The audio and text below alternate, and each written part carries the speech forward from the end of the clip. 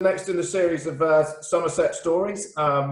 Delighted to be joined by a former Somerset favourite back in the glory days, and it'll be a surprise to a number of people that actually we didn't play together. Budge was finished before I started, although we look the same age now.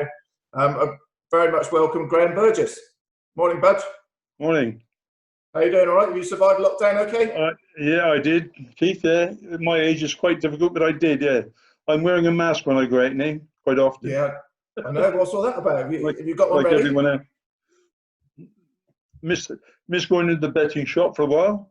Yeah, I know. No racing either for a couple of months. That would have done you no good. I said to someone, "There's no racing, no cricket, no rugby, no football, no budgie." I know. So you've just been hibernating, have you?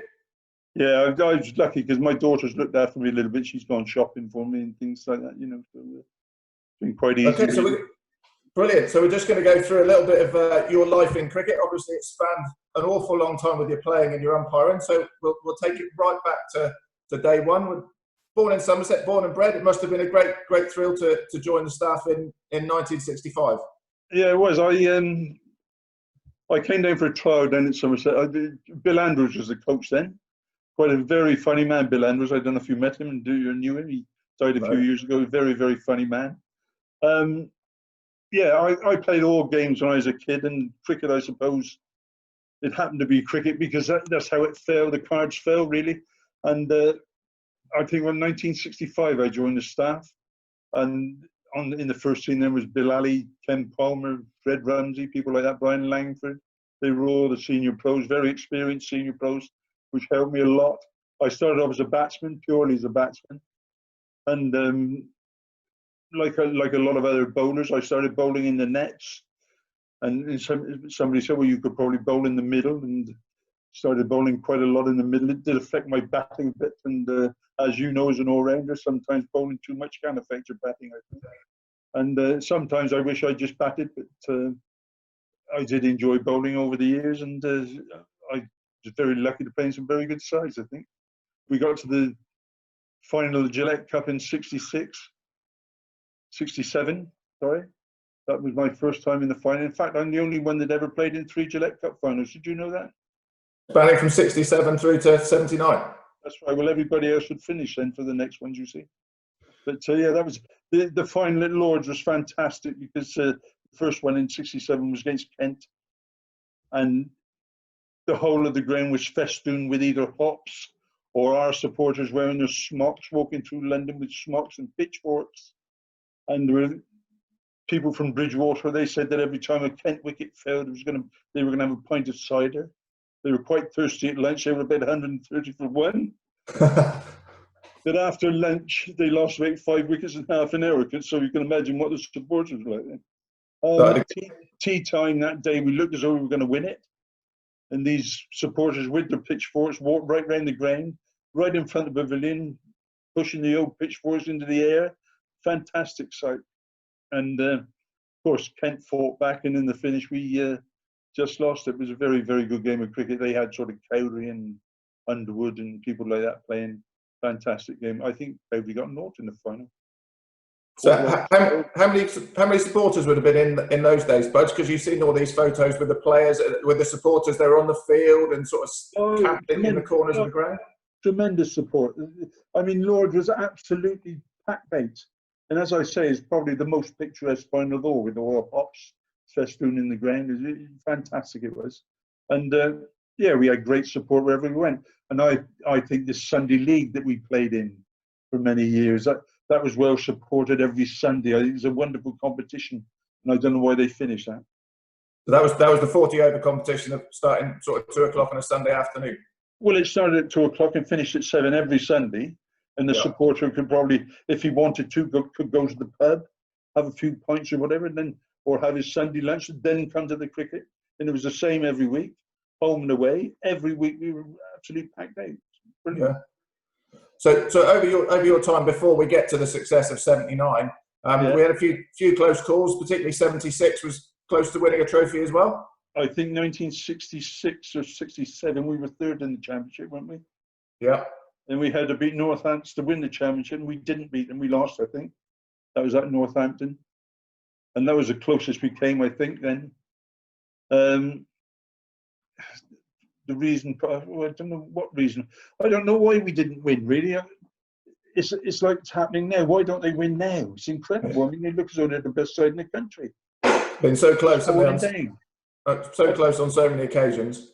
I think you probably get used to winning and you get used to losing, don't you? Yeah, That's what happens in sport, I think.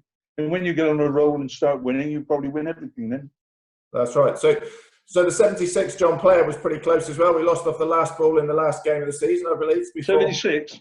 76. Yeah, the funny thing about that, Bill Ali was umpiring that too, one of my old teammates. And I said to him when it came down to the last ball, I said, how many left, Bill? He said, there's one left. And I needed to hit that for 3. But again, a full house, wonderful crowd there, wonderful atmosphere. We played Glamorgan, I think, 10 times before that and won 9 and lost the other one. So we were big odds-on favourites. The interesting thing that day, that the Glamorgan committee didn't realise what support that we had. And the coach after coach came over the bridge, and there was no one on the gate. And they all got in free. Did they? And they had to go, yes, and people went round with buckets collecting money if they wanted to pay, but some didn't. But that game was incredible because I think, what was it? We only needed to get 180, was it 180 odd, I think? And you would have backed our team to do that, really. And we lost our way, and I think it became difficult in the end because we'd lost too many wickets. We'd lost 5 or 6 wickets before we got anywhere near close to it, and we had to grind it out a little bit. And like I said, became very close. I was batting with Dredgy in the last ball, and I said, Dredgy, whatever we do, we're going to run 3. And he hesitated on the 3rd, you know. I don't know if you've ever seen the photograph. No. But I mean, he was quicker than me, Dredgy, and I got in. So he was a non-striker, really. He should have probably got in if he hadn't hesitated. It was a very, very close game. Yeah, and that was close to the trophy. Oh yeah, I mean, my daughter's just going to get me a drink. Actually, I'm drying up a little bit. Okay, mate, no problem. I was going to say, about time you dried up. And anyway, that game, there was a did you ever see it on the television? Yeah, saw a bit of the highlights. Yeah. There was a helicopter going around because there were 3 of us tying on the top, and they didn't know whether to go to Kent or to the Midlands, right, or to us. I think he made the right decision. If Peter Walker was in charge, he was in the helicopter. Peter Walker died like 3 weeks ago. Did you know that? Yeah, I'd seen that. Yeah. Well, he was in the helicopter anyway, and they didn't know which way to go. And lucky enough, they did go in the right place and finished. They went to Kent. But that was the last ball. That ball that I had to try and hit for 3 was the last ball bowled of the whole season. Yeah, couldn't get any closer. All the rest had finished, so they must have been all watching it on the box. Yeah, unbelievable day it was. Of course, so the year after that. Was Closey still captain then? Sorry? Was Closey still captain then? Yeah, Closey was captain. Yeah, because that's the only time he ever came in and said sorry. Actually, did it? Alan Jones was the only one that got any runs for him. He got 81, I think, and he dropped him straight in, just over his head, off my bowling, in fact. And as he caught, he went to throw it out and dropped it. Right. I think Joan had 18 at the time, and he went on to get 81, and that made a total for them. They had quite a good total then. Well, I say quite a good total, 180 then on a wicket, probably doing a little bit. It was a totally different game than now, where they go out and score 300. When you were talking about that Sunday League game we had to win, that we also lost in the final of the Gillette Cup that same weekend. I know I was reading up on that this morning. You used to play like you play a one-day final on the Saturday and then back to Taunton in time for another game on the Sunday. That's right. Well, that weekend we lost both. But we lost the Sunday League and the final. But the year after that, the same weekend, we won them both. Yeah. And I always think that television missed a big thing, actually. I think they should have come back with a helicopter and brought the cup back the next year. It would have been good television, I think. Yeah. I mean, then again, we had a very, very good one-day team, really, because I think 1 to 10 had all got hundreds in first-class cricket. And they were a hard side to bowl out in a one-day match. You could lose 4 or 5 and still win quite easily.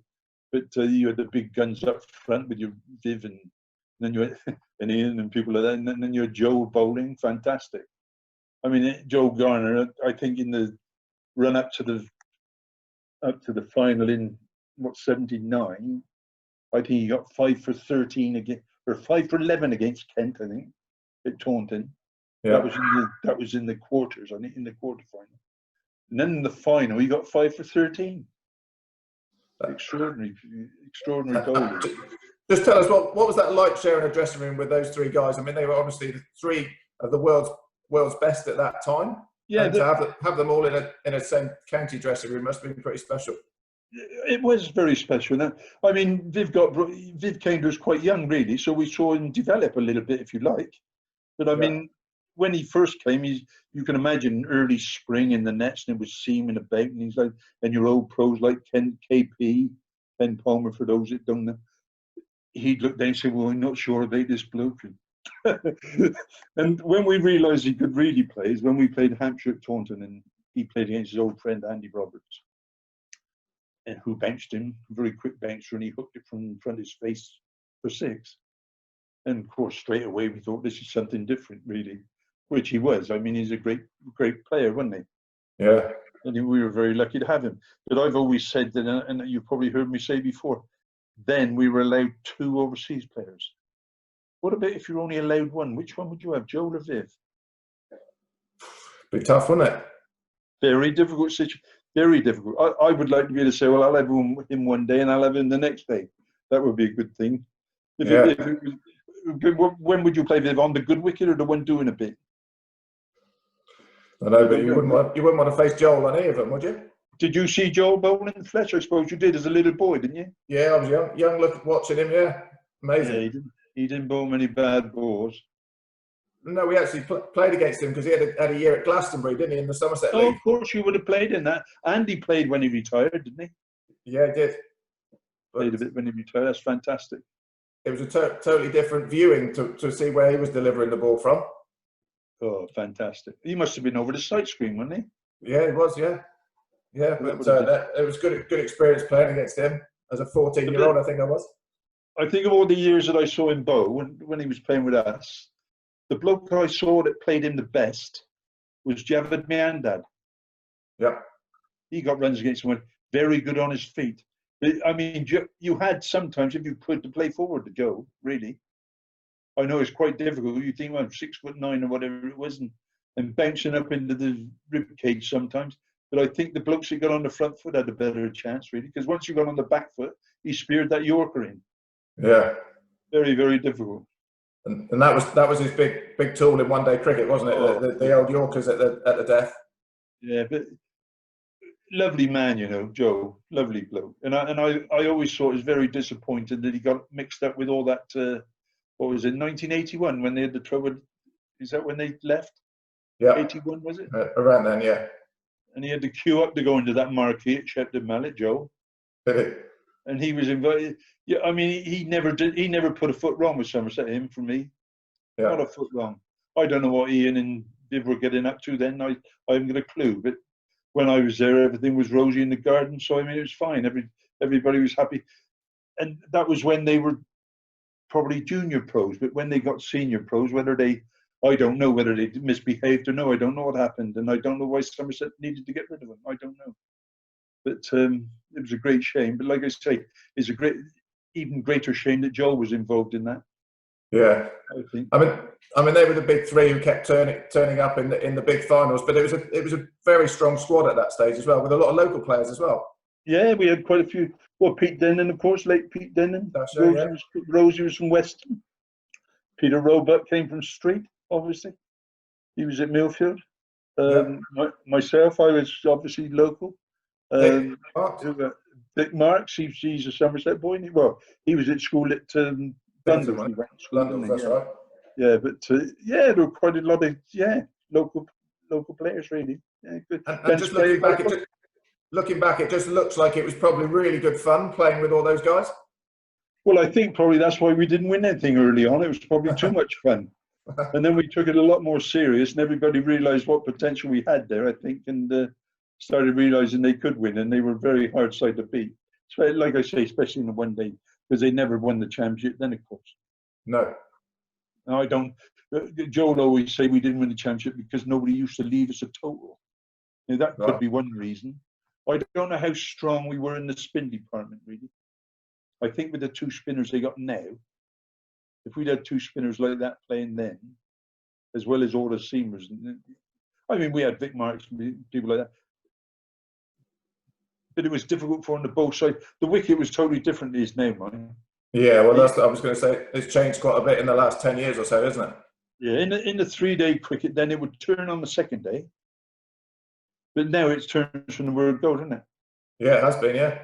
So if you had a couple of spinners, I mean, I can remember speaking to you when when you were umpiring, Budge, and you sort of said, I think you read batters so well because you played on different wickets and you looked for different things instead of just running up and hitting a length hard. I think because you played on different surfaces. I remember you telling me to just bowl in swingers to this batter because he kept playing a bit open face through point all the time, and it's something that I'd never heard before.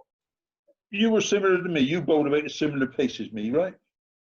You were quicker than me, Budge, I expect. Listen to me a minute. You at your pace and me at my pace had to know where to bowl at the batsman. Because if you bowled in the wrong pace at our pace, it was going to go a long way, wasn't it? Yeah. So straight away you're putting advantage on your side, really, if you know where to bowl at each batsman. I mean, I used to be able to go through every batsman in the country, probably, knowing where to bowl and where not to bowl. And I think you had to, and I think they should know that now. Yeah. See, you do a lot of coaching, don't you? Yeah, a little bit, yeah. Am I right in saying that batsmen play more square on there than they ever used to? Yeah, I would say so, yeah. That's the first thing I used to look for, whether I could square a batsman out. Yeah. Because I know if I could square on that bowling late 8 swinger, you'd probably get him 8. Yeah. So that's the first thing you'd look for, I think. Definitely. But now, like I say, the game's changed, and you don't see the ball move around like that now. No, I mean, I'd like to see it go back to red ball in one-day cricket, and then it gives the bowlers a chance to swing it a bit more for a bit longer. So would I, Keith. So would I. Just going to have a drink a minute. Yeah, carry on, Budge. Right, we're away. Okay. Yeah, I mean, it's a great game they play now, but I don't think it's so intense as it used to be, in skill-wise, especially. I mean, you talk about the old spinners that played years ago. Some of them were great bowlers. Yeah. And Underwood on a wet wicket, if they had to play that now, that would really open their eyes, I tell you. Yeah. And of course, the wicket keepers, when they were keeping wicket on wickets like that, that bloke that kept wicket with us, then we were talking about this side in sort of 79, and Derek Taylor was a great wicket keeper, you know. Yeah. I mean, he stood up to me and Tom Cartwright when he was doing all sorts, and to Tom it must have been very difficult because he used to sort of make it bounce off a length. Yeah. But Derek rarely made a mistake. Brilliant. And he used to stump him off me when it was swinging. Really brilliant keeper he was. Yeah, no. So that sort of, and of course he could bat too. Yes. Yeah, he got runs. So following your playing days and finishing 79, you moved on to the umpires. How much did you enjoy that? I mean, it must have been great to still be involved in cricket. I enjoyed still being in the game. I'll be honest that I never really enjoyed umpiring. I think it's the hardest part of the game. Not decision-wise and things like that, just to stand out there for 6 hours a day. See, I remember saying to the ECB years ago, why don't you have, if you've got a third umpire, why don't they take it in turns and rotate? Yeah. So that you only probably stand there for 2 hours at a time. But you umpire, you're first there at the ground, 9 o'clock, or whatever it's going to be. You're last to go home. You're always in the game. Nothing might happen all day. You might have a great... The big problem with umpiring, for me, you only hear about an umpire when they have a bad day. That's right, they do. And most of the time, they have a good day. But just one bad mistake, and you don't hear the last of it, which is a great shame because umpires go away from that ground feeling worse than any player ever will if they know they've made a mistake. And 9 times out of 10, you know you've made a mistake too. That's why I've often wondered why you don't get more called back when they've been given out. Yeah. I called 2 back in my career. No, sorry, 3. And 2 of those was the same bloke. So In all those 18 years I umpired for, that was Mel Loy. yeah. I'll tell you what, he used to play right back. He used to play a little bit with the bat behind the front pad a bit. And it squeezed in. I thought, oh, that's out LBW. And as he's walking off, I walked across to John Hampshire, who was at square leg. I said, did you hear anything then, Hans? He said, I think he hit it, Budge. I said, come back. Of course, they all started. I said, hey, we all know we hit it. Let's get on with the game. And they were quiet as lambs. Brilliant. Yeah. They all knew we did it. And so did I after a while. But I mean, you always know before they've gone off the ground, I tell you. You can just tell by some of the reactions. Do you think as an ex-batsman it would have been nice to be called back sometimes? Yeah, I think it would, but it works both ways, doesn't it? I mean, there's probably others that have got away with one when they've nicked it to the keeper and yeah, that's the only problem with it. Yeah, that would be the problem with that. Yeah, you're right. Yeah. And they're not very honest batters, are they? Well, no, most batsmen are very selfish people, aren't they? You know that. But are they? And I think you need to be. Yeah. I think you need to be. I mean, these 2 blokes that are opening batting for England now. I mean, between you and I wouldn't, if they were playing in my back garden, I'd draw the curtains, to be quite honest. Right. I couldn't, but they're selfishly doing the right thing. But in doing that right thing, they're doing the right thing for England too. Yeah. It is something you wouldn't want to watch all day. No. I think so anyway, but I think you need to be selfish. I was never selfish as a batsman. I know that, and I always used to get myself out. And if they wanted quick runs, they used to send me in, and you know what's going to happen when they do that. Yeah. You know you're going to get out. And I always look back and say, I wish I'd never done that, but that was me. And that's why I was never going to go to a higher grade, really, because I didn't play for myself. And I think I got to, I think. And I think the modern technology in TV cameras everywhere doesn't make the umpire's jobs any easier, does it? No, but we said when it first came out when I was umpiring, this is just a start and it's going to go on and on. But personally, I think if they're going to use cameras, they want to use them for everything. Yeah. Not just for little things, for some things and not other things. And as for this umpire's call, when it's just flicking the bells off at the top, it's either hitting or it's not hitting, in my opinion. Simple as that. Too close to call. I've seen quite a lot actually on the television when it's hit them, and I thought, well, that's not out. And then this camera showed them back, it's just tickling the leg stump and things like that. And the umpire's already given it out. And you would have never given it out, I don't think. So well, I wouldn't have done it. I always worked on the ball had to straighten for LBW. I was always taught that it had to straighten. If it was an in-swing, it would have to straighten. Yeah. Because if it was an in-swing or hit him on the pad to hit the stumps, it's got to make side the off stump, isn't it? Definitely. So, who over the years as an umpire, mate, who did you look forward to umpiring? Do you rock up at any grounds thinking, oh, I'd like to see him bat, or he's a good I mean, it's human nature. I think some people you got on with better than others. Some people's personality suited your personality, some didn't. I quite enjoyed umpiring with most of them. We had quite a laugh, really. But yeah, I enjoyed it. There's some interesting stories actually. When I first started umpiring, I was umpiring at Edgbaston, and Alan Donald was bowling my end, and David Shepherd was at square leg, and it was going on normal, and I was watching the ball go down and going off somewhere. He's bowling quick, as you know. You played against Donald, didn't you? As he could do, yeah. Great bowler. Anyway, he bowled this ball, and it was a beamer. Oh, really? And to say it was a shot that was played, it was all-rounder. Oh, Evans, that played for Notts, it was batting. You remember him, all-rounder, Evans? Yeah. Yeah. Anyway, to say it was a shot, was it? All he did was, it was a twitch, really.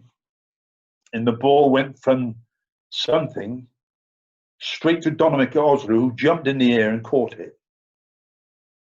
And I thought, what I say?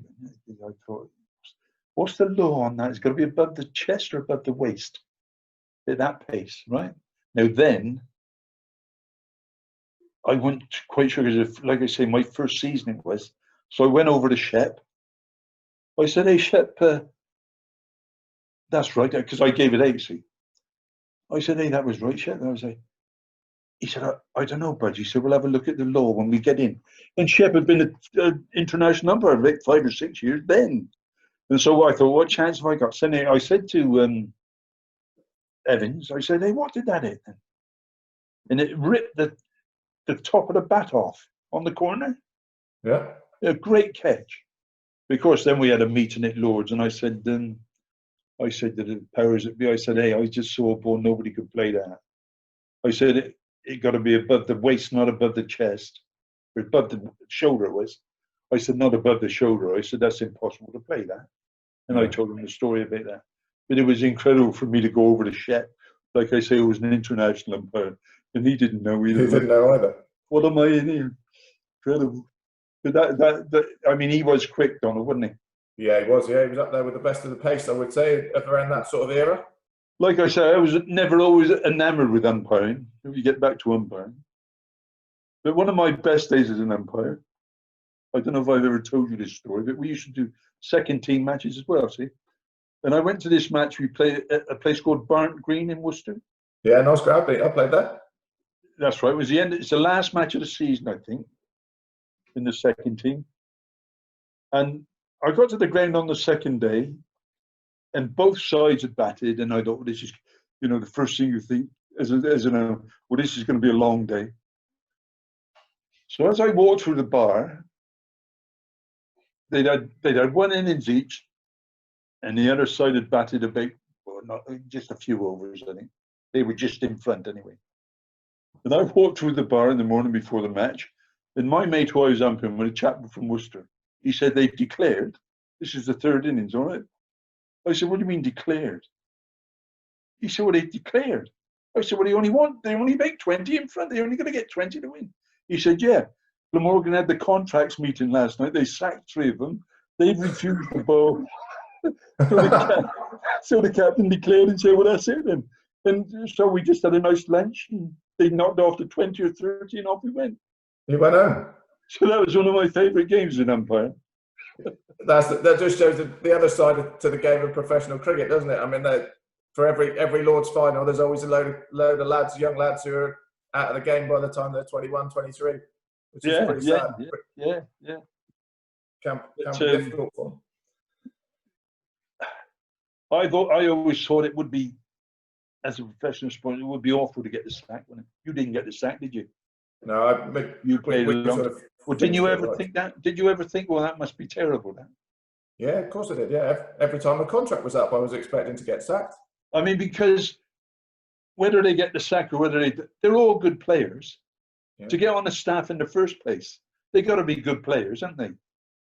So it's a hell of a thing if they ever get the sack. Then I think it's an awful thing.